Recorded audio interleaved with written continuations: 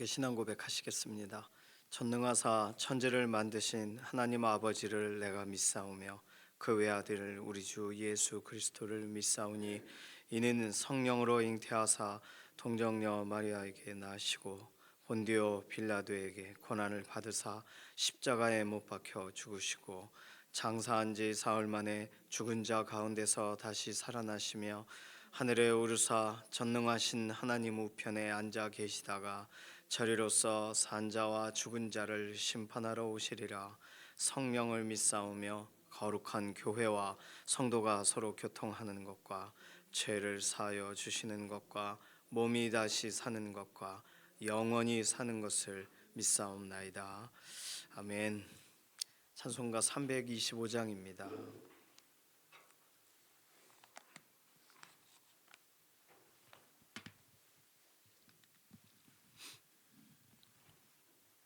325장입니다. 예수가 함께 계시니 시험이 오나 겁없네. 기쁨의 근원 되시는 예수를 위해 삽시다.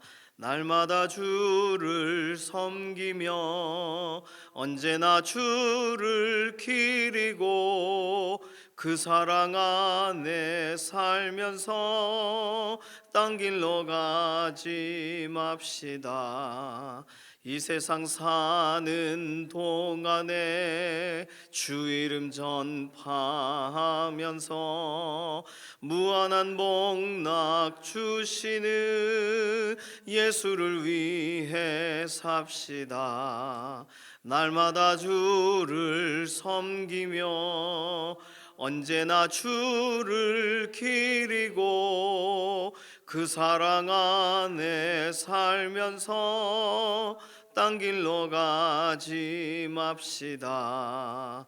이 세상 친구 없어도 예수는 나의 친구니 불의한 일을 버리고 예수를 위해 삽시다. 날마다 주를 섬기며 언제나 주를 기리고 그 사랑 안에 살면서 딴 길로 가지 맙시다. 주께서 심판하실 때 잘했다 칭찬하리니 이러한 상급 받도록 예수를 위해 삽시다. 날마다 주를 섬기며 언제나 주를 기리고 그 사랑 안에 살면서 딴 길로 가지 맙시다. 아멘. 다음 세대 자녀들 위해서 학교와 교육적인 환경을 하나님께 맡기면서 기도합니다. 교육감 지난번에 이렇게 선출했는데 이런 교육적인 정책이 굉장히 중요해요. 그냥 자녀들이 아무거나 배우면 안 되거든요.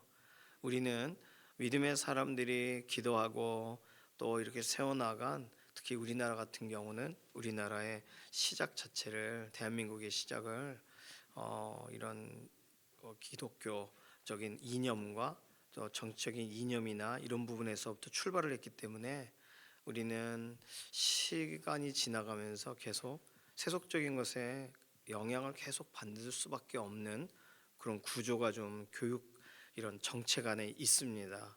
어쨌든 우리가 바라는 건 말씀대로 자녀들이 세워지고 말씀대로 살아가다가 세상의 학문을 좀 판별해내고 그리고 서로를 돌아보는 과정 가운데 발생하는 거겠지만 인권이라는 이름으로 하나님이 기뻐하시지 않는 일들을 그냥 허용하는 것을 좀 우리의 자녀들이 분별력을 가지고 판단하는 거예요. 학교와 교육적인 환경 여러 가지 면에서 선한 것을 가르친다고 하면서도 자녀들에게는 그렇게 좋은 것을 설명하지 않는 영역도 있습니다.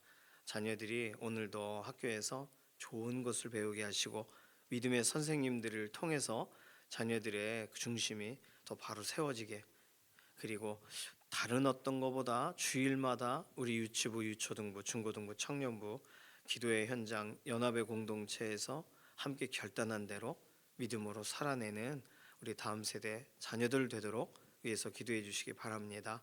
수험생들 위해서 특별히 기도해 주실 때 수능을 앞둔 자녀들과 또 시험을 앞둔 자녀들이 있어요. 하나님을 경외하는 마음으로 지혜와 명철을 구하고 성실함으로 겸손함으로 주어진 시간을 최선을 다하도록 위해서 꼭 기도해 주시기 바랍니다.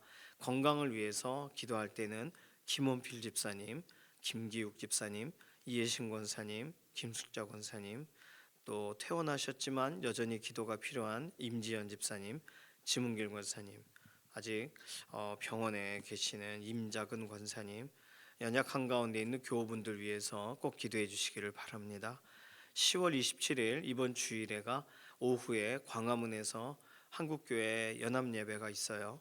연합의 현장 여러 가지 준비하는 그런 교단과 교단 안에 또 함께 앞서서 준비하시는 분들이 계세요.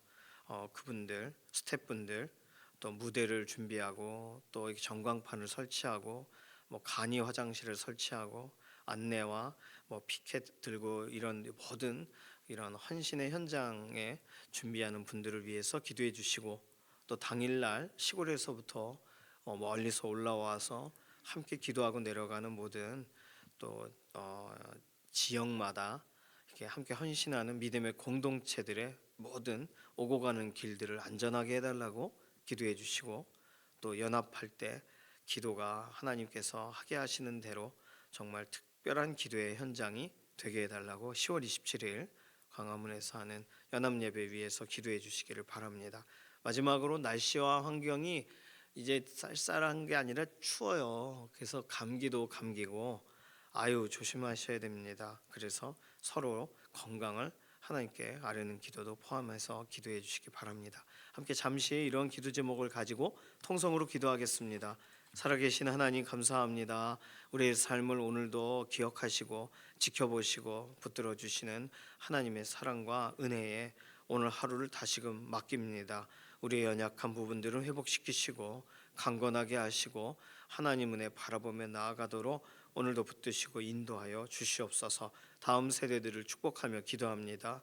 우리 다음 세대들 믿음의 세대로 여호수아 세대와 같이 성장하게 하시고 견고하게 하시고 특별히 이들이 학교에서 배우는 모든 것 가장 좋은 것들 배우게 하시고 인생의 수많은 역사 가운데 하나님이 어떤 일을 행하셨는가에 대한 이야기들을 듣게 되기를 원합니다.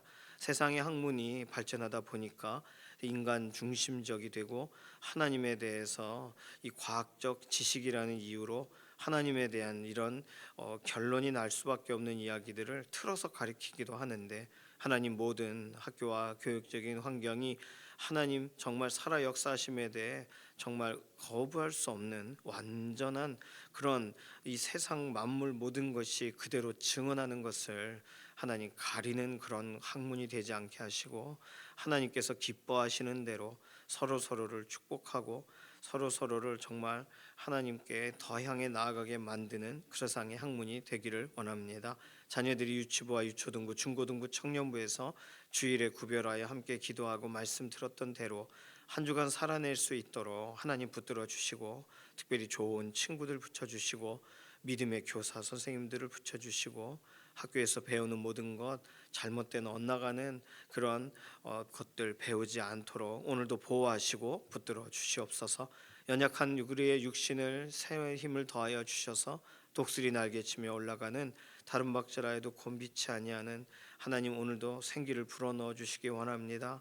김원필 집사님 몸의 모든 상태를 호전시켜 주시고 통증이 감하게 하시고 약이 잘 몸에 받도록 은혜를 더하시옵소서. 김기욱 집사님 연약한 육신 오늘도 하나님 생기를 불어넣어 주시고 병상에서 회복의 회복을 보게 하여 주시옵소서. 임자곤 권사님 하나님께서 지난번 다치신 부분 완전하게 회복되게 하시고 지문길 권사님, 임지연 집사님, 또 이혜신 권사님, 김숙자 권사님, 또 연약한 가운데 있는 우리 교우분들을 오늘도 돌아보셔서 강하게 하시고 연약한 모든 육신을 뼈를 견고하게 하시고 몸을 회복시키시옵소서. 수험생들 한 사람 한 사람을 돌아봅니다. 수능을 준비하는 자녀들과 또 다른 시험을 앞두고 있는 자녀들에게 지혜를 더하시고 확신을 더하시고 담대함을 더하시옵소서. 구혜윤, 김예원, 노건영, 노이서, 이다은, 이도윤, 서동현, 하는혁 하루하루 시간이 갈수록 이들의 마음에 평안함을 더하게 하시고 하나님 이들이 준비하는 모든 것에 하나님께서 주시는 기쁨으로 오늘도 기도하며 시험을 준비하게 하시옵소서.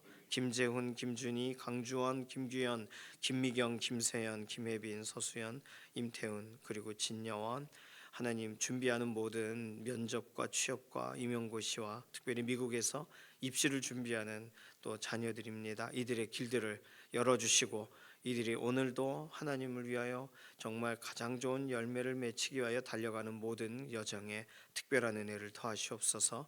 10월 27일 주일날 광화문에서 함께 모이고자 준비하는 모든 스태프들과 또는 당일날 함께 계획하고 올라오려는 모든 지역교회 성도들이 동일한 마음으로 특별한 연합이 되게 하시고 기도하며 하나님이 주시는 새로운 부흥을 경험하는 자리가 되게 하시옵소서. 오늘 하루도 우리의 삶을 인도하신 하나님께 감사드리며 살아계신 예수님의 이름으로 기도드립니다. 아멘. 잠언 30장 10절에서 33절까지 말씀입니다.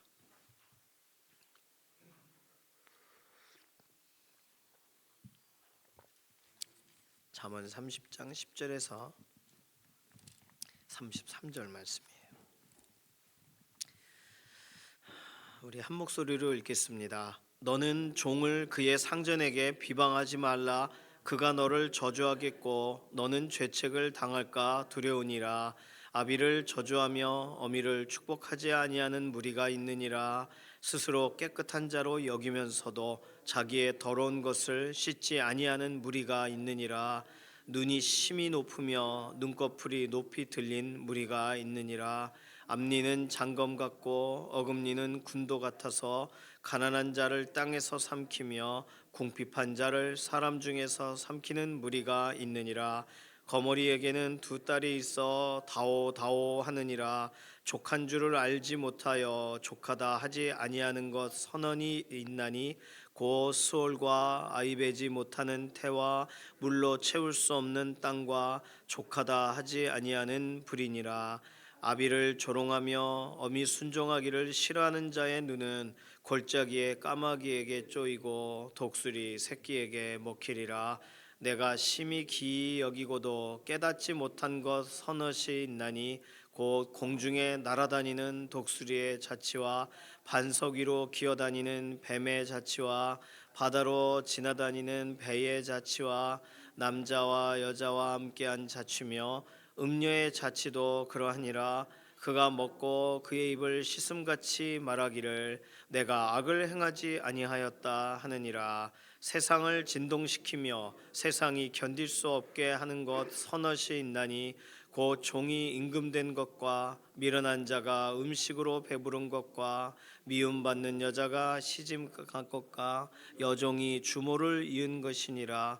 땅에 작고도 가장 지혜로운 것 넷이 있나니 곧 힘이 없는 종류로 돼 먹을 것을 여름에 준비하는 개미와 약한 종류로 돼 집을 바위 사이에 짓는 사반과 임금이 없으되 다 때를 지어 나아가는 메뚜기와 손에 잡힐 만하여도 왕궁에 있는 도마뱀이니라.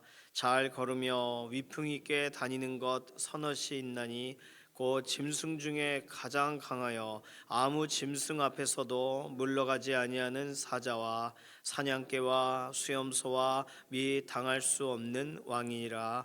만일 내가 미련하여 스스로 높은 채 하였거나 혹 악한 일을 도모하였거든 내 손으로 입을 막으라. 대저 젖을 저으면 엉긴 젖이 되고 코를 비틀면 피가 나는 것 같이 노를 격동하면 다툼이 남이니라. 아멘.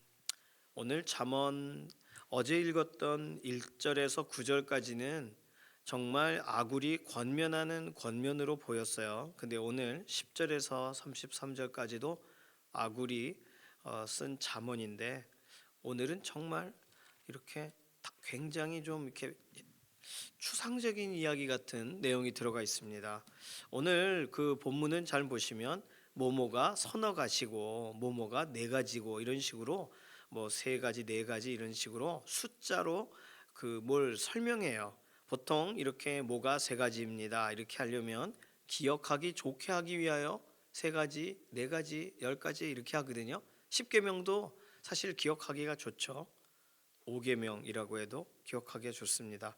그러니까 숫자를 언급한 건 이렇게 정리가 될 만큼 이 아굴 생각에 이 지혜자의 생각에 이 내용 하나 하나가 정돈이 됐기 때문에 하나 둘 셋이라고 말한 거고 또 실제로 본인이 이거 이외에는 생각해 볼 때 더 없는 것 같아서 서너 개로 줄일 만큼 이런 그 나눔의 단위가 좀 이렇게 줄어져 있는 형태로 전달이 되어지죠.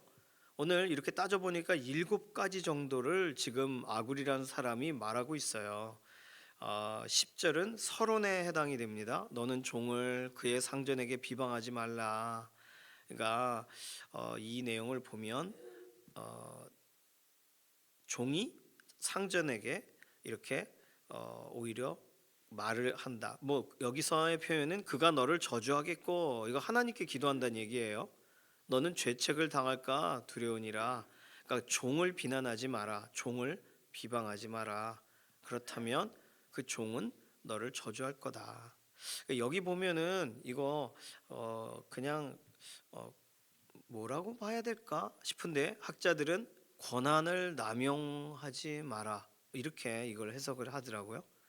자기가 해야 될 일, 규모에 맞는 일, 딱 내게 맡겨진 일을 하면 되지 괜히 다른 것까지 참견하지 마라. 뭐 이렇게 보셔도 좋겠어요. 욕심을 내는 거죠. 욕심. 그래서 10절에서 16절까지는 욕심이라는 주제로 읽으시면 이해하기가 조금 좋아요. 11절부터 14절까지가 첫 번째 해당되는 아굴이 설명하는 그 7가지 금원 중에서 탐욕의 세대들, 탐욕의 무리들 한 네 무리의 탐욕의 무리들을 설명해요. 아비를 저주하며 어미를 축복하지 아니하는 무리가 있고 스스로 깨끗한 자로 여기면서도 자기의 더러운 것을 씻지 아니하는 무리가 있고 뭐 바리새인 같은 경우가 예수님이 설명하셨던 그런 부류가 되겠네요. 눈이 심히 높으며 눈꺼풀이 높이 들린 무리가 있느니라. 교만한 사람들의 무리란 말이죠. 앞니는 장검 같고 어금니는 군도 같아서 표현이 어떻게 이럴 수가. 이게 말만 하면 배는 거예요. 그렇죠? 앞니와 어금니와 가난한 자를 땅에서 삼키며 궁핍한 자를 사람 중에서 삼키는 무리가 있느니라. 그러니까 이들 자기의 욕심 때문에 하는 행동들이에요. 아버지를 어머니를 왜 저주해요? 탕자 같은 경우가 그거죠. 아버지가 빨리 돌아가셨으면 좋겠다. 그래야 그 재산을 좀 쓰지. 살아 계실 때 아버지 저에게 재산을 주십시오. 그 말은 아버지 빨리 돌아가십시오. 이런 말을 한 거예요. 나쁜 아주 아들이죠. 아비를 저주하며 어미를 축복하지 아니하는 무리. 아버지 어머니가 아무리 각박하고 어려운 시대에 참 제대로 잘 못해 주셨다 할지라도 얼마나 애지중지 키우셨어요. 그런 거 하나도 기억을 못하는 거죠. 어저께 오셨던 그 동로교회 그 목사님, 우리는 이제 꼭 생각해야 될 게 한 가지가 있는데 이렇게 약간 시골에 계신 목사님들이 시골 출신이고 시골에서 성장하셨고 시골에서만 사역했다 이렇게 생각하면 절대로 안 돼요. 그러니까 사명으로 가신 건데 뭐 울릉도에서도 사역하시고 뭐 사역이 굉장히 다양하셨더라고요. 게다가 기도원에서 한 10년을 찬양 인도를 하셨어요. 그래서 어제 음성이 막 너무 좋아요. 그런데 이야기하다가 가족 이야기가 나오다가 그런 얘기 나왔습니다. 부모님이 일찍 돌아가시고 그 큰 형이, 그러니까 큰 오빠가 동생들을 다 이렇게 공부도 시키고 또는 서울에도 이렇게 가게 하고 다 그 먹여 키운 거예요. 교육의 기회는 형제들에게는 주질 않았는데 딸에게는 준 거죠. 그러니까 여동생에게는. 근데 대학을 못 가서 그 오빠가 대학 안 보내줬다 이거예요. 그래서 마지막까지 얼굴을 돌리고 사는. 제가 그런 얘기 들으면서 야, 그 키워줬는데 너무하다 이런 생각 들더라고요. 축복을 하고 키웠는데 저주를 한다면 그 잘못된 거죠. 그러니까 욕심 아니에요, 그거? 여기까지만도 너무 고마워요, 오빠. 이렇게 해야 되는 거 아닌가요? 그러니까 11절, 12절, 13, 14절 다 비슷합니다.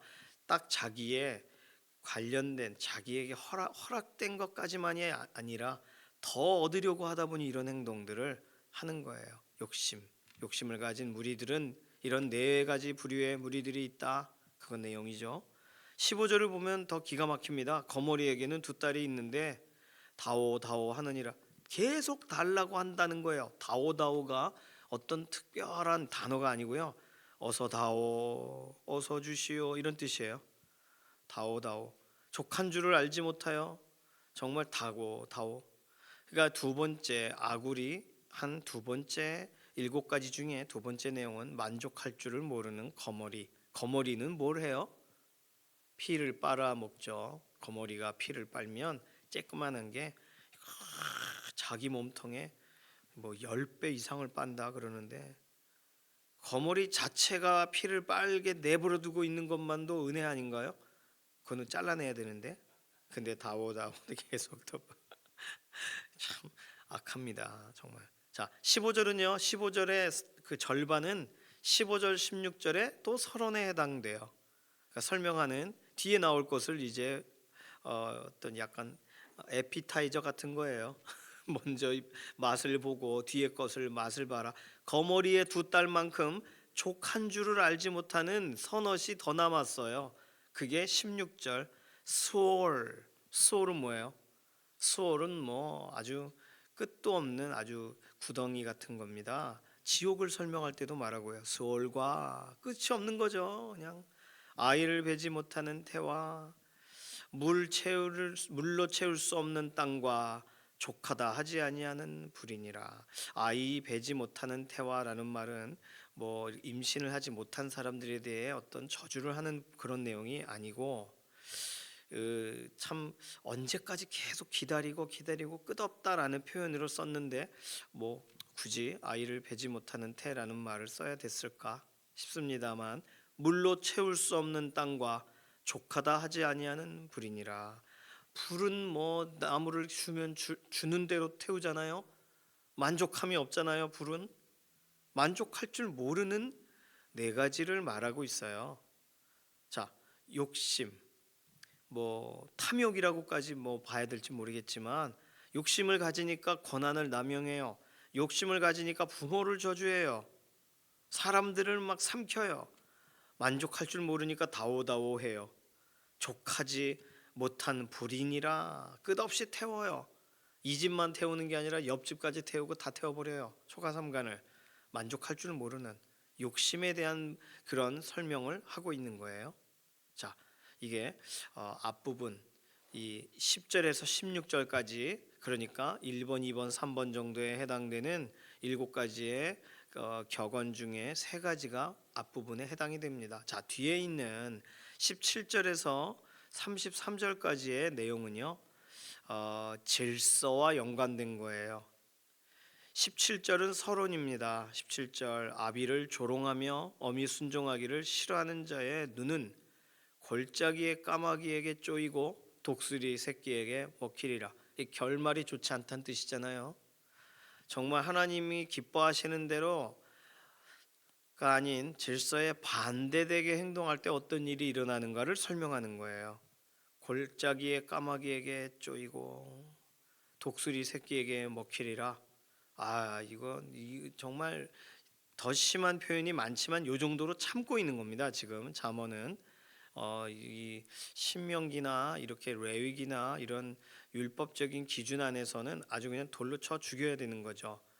아비와 어미에 대해서 이렇게 반항하고 하는 애들은 뭐 유대인들이 갖고 있는 시각이 그렇습니다.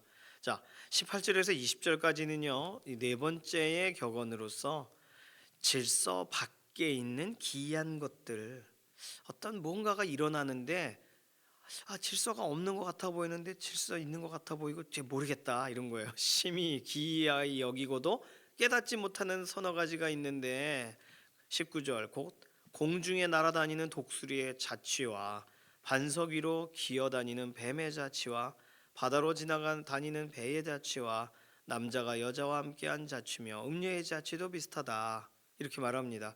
그러니까 분명히 이렇게 자취는 있는데 그냥 뱀이 지나간 모습이 있고 공중에 독수리가 날아가는 게 있는데 그거 어떻게 저렇게 날아갈까?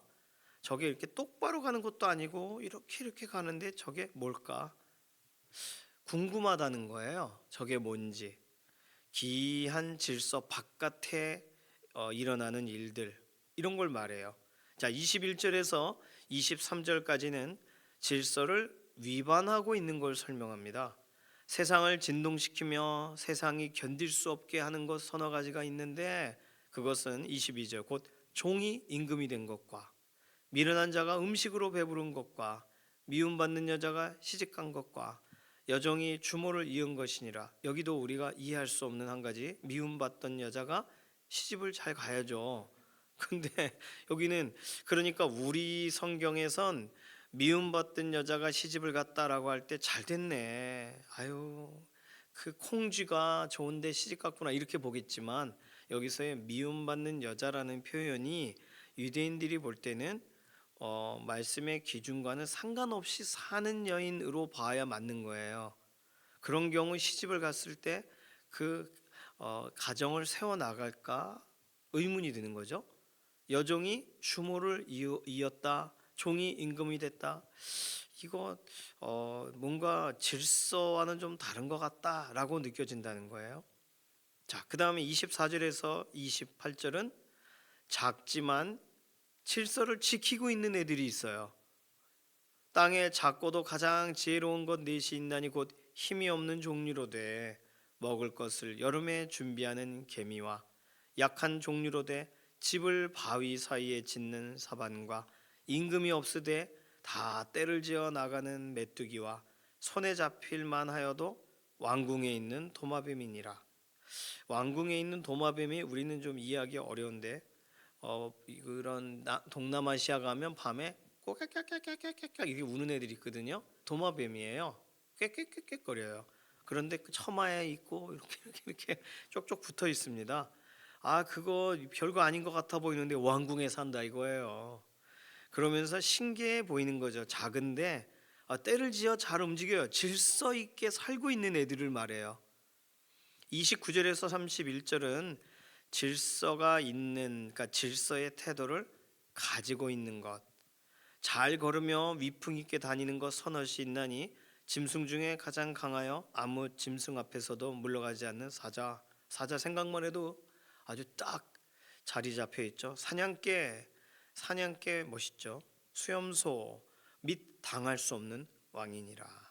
그러니 태도가 딱 안정적인 거예요. 질서를 가진 태도를 가지고 있어요. 자, 여기서가 네 번째, 다섯 번째, 여섯 번째, 일곱 가지가 어떤 질서라는 의미에서 뭐 룰이라는 의미에서 세상에 기이한 것도 또 세상에 신기한 것도 있다 이렇게 설명하고 있는 겁니다. 결론이 32절에서 33절인데 만일 내가 미련하여 스스로 높은 채 하였거나 혹 악한 일을 도모하였거든, 다시 말하면 자기 자신을 막 높이고 있고 그렇다면 주의해라. 내 손으로 입을 좀 막아라. 대저 젖을 저으면 엉기게 되더라. 코를 비틀면 피가 나더라. 노를 격동하면 다투게 되더라. 그러니 네가 말 조심도 하고 태도도 조심하고, 다시 말하면 앞부분에 10절에서 16절로 적용하면 욕심 부리지 마라. 17절에서 31절까지로 적용하면 좀 질서 있게 행동해라 이렇게 설명하는 거예요. 손으로 입을 막아라라는 표현이 그런 표현이 되겠습니다.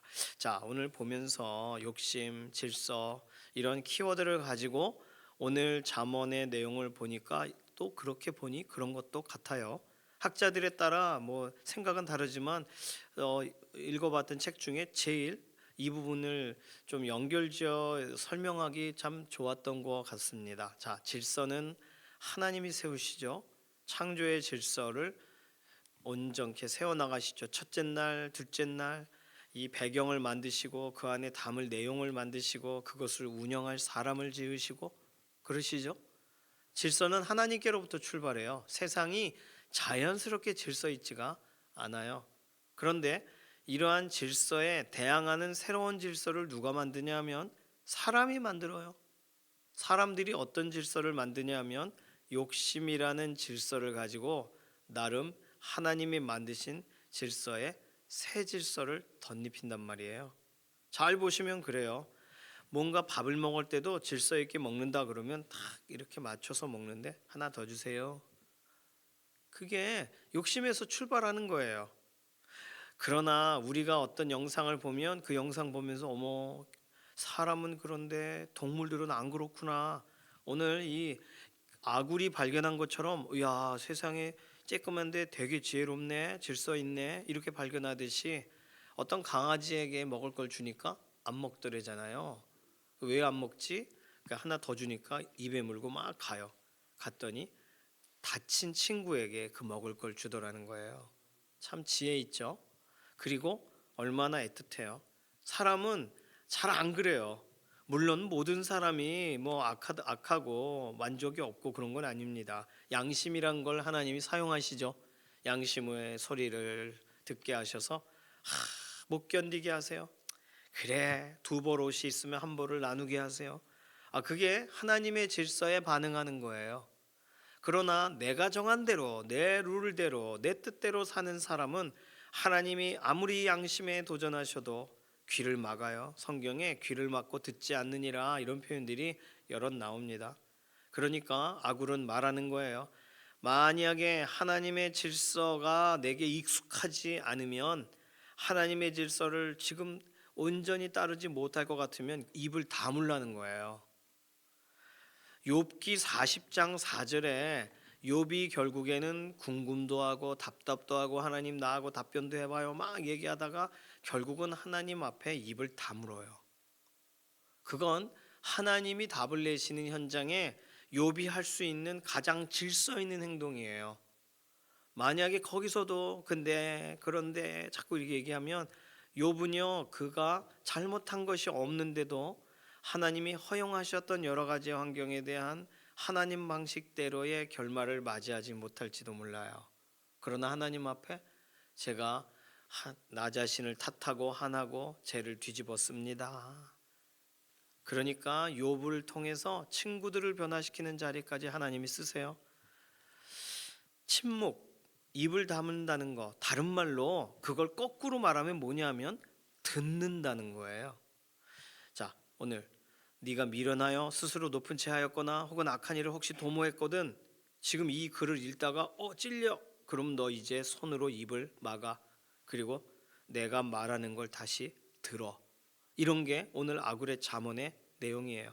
듣는 자는 살아나니까. 듣게 되면 지혜롭게 하는 말씀을 듣게 되면 아버지를 저주하던 입이 아버지를 존중하는 입으로 바뀌는 거고요. 어머니를 조롱하던 입이 어머니께 순종하는 입으로 바뀌는 거니까. 그거 스스로 깨달아서 되는 게 아니에요. 들려줘야 돼요. 악한 친구라도 야, 그건 너무한 거 아니냐 이렇게 해줘야 그 사람이 그런가? 그리고 돌이키죠. 그러니 듣는 것을 통해 우리는 바뀌어요. 내 안에 세워진 내가 세워놓은 하나의 질서가 무엇을 듣느냐에 따라 달라지는 거죠. 오늘 이렇게 쭉 나열하는 내용을 들으면서 또 우리가 보면서 어머, 그러네, 작지만 지혜로운 것이 있네, 잘 걷고 위풍당당한 것이 있네, 심히 기이한데 이것이 또 질서를 지켜가고 있네, 이런 걸 쭉 보면 나도 오늘 마음대로 막 대충 살지 말고 개미처럼 준비하고 이러고 살아야겠구나 이렇게 알게 되잖아요. 나는 말을 할 때 앞니가 장검 같고 어금니가 군도 같은가? 나는 그렇게 쓰여지지 말아야지. 우리 생각을 다시 하게 되잖아요. 들려질 때 우리는 달라집니다. 하나님 말씀을 우리의 귀가 들을 때 확실히 우리의 삶의 방향이 달라져요.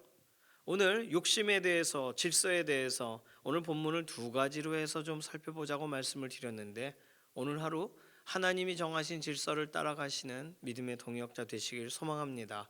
우리 인생 가운데 예수님을 만난 다음에 우리의 모든 가장 중요한 기준은 십자가가 되는 것이고, 그리고 우리가 할 수 있다 해서 그 일이 되는 게 아니라 우리를 그 일을 하게 하시는 하나님의 열심이 우리를 일하게 하시는 거예요.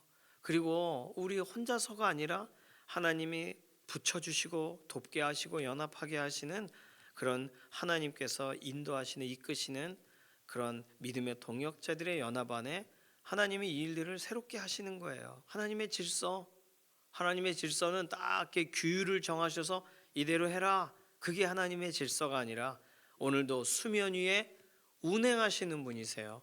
그러니 오늘 하루 살아가시는 동안 내 기준, 내 생각 하나님의 말씀에 비춰보고, 말씀이 그러하다 하는 대로 따라가시고, 말씀이 권면하는 대로 따라가시고, 하나님의 말씀이 결국은 말하는 십자가를 향하여 나아가는 믿음의 동역자 되시기를 소망합니다. 이 시간 기도합니다. 함께 기도할 때는 하나님, 오늘 하루 살아가는 동안 내 욕심대로 살지 않고 하나님께서 기뻐하시는 대로, 하나님이 말씀하시는 대로, 또 하나님이 우리 눈에 보여주게 하셔서 어머 저런 일이 있네, 나도 똑바로 살아야지 보게 하시는 여러 가지의 아구리 발견했던 것 같은 그런 현장에서 보게 되는 하나님이 이끌어 가시는 섭리의 현장을 우리가 따라가고, 오늘도 믿음으로 하나님 앞에 쓰임받는 하루 되게 하소서. 또 우리가 수험생 위에 기도하니까 수험생들 편법 또는 이런 또 다른 어떤 유혹, 이런 다른 것 기대하지 않고 지금까지 준비한 모든 대로 하나님 앞에 한 걸음 한 걸음 나아갔던 대로 그대로 선한 결실을 맺는 과정이 되게 하소서. 수능을 준비하는 자녀들 위해서 이렇게 또 기도해 주시기 바랍니다. 함께 기도합니다. 살아계신 하나님 감사합니다. 오늘 하루 살아갈 때 하루의 모든 일과들을 적어도 보고 오늘 하루 어떻게 살아가야 될까 생각하는데, 하나님은 모든 것을 섭리하시고 질서 있게 하시는데, 오늘도 하나님 기뻐하시는 대로 우리가 따라가기 원하고 주의 말씀대로 따라가기를 원합니다. 오늘 시험본을 준비하는 수험생들, 또 우리 시험 앞두고 있는 자녀들, 오늘도 하나님이 인도하시는 대로 말씀대로 따라가는 믿음의 걸음이 되게 하여 주시옵소서. 감사드리며 살아계신 예수님의 이름으로 기도드립니다. 아멘. 찬송가 445장입니다.